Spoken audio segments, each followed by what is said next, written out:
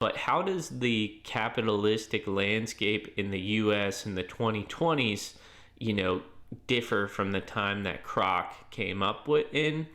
And like, what makes things more challenging today?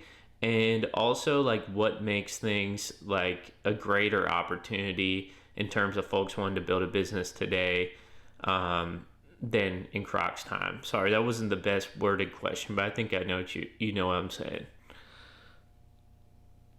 Oh yeah, totally get what you're saying, and it's a really interesting question. I mean, when Kroc was doing his thing, you're right. He was in this sweet spot of post-war America.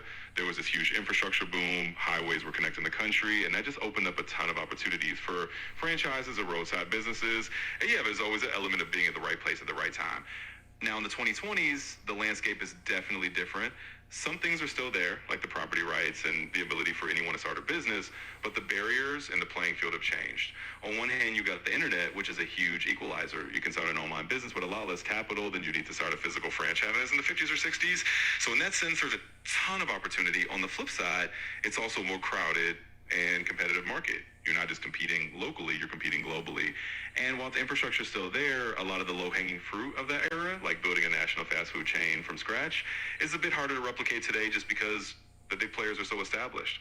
So basically, yeah, it's a different game.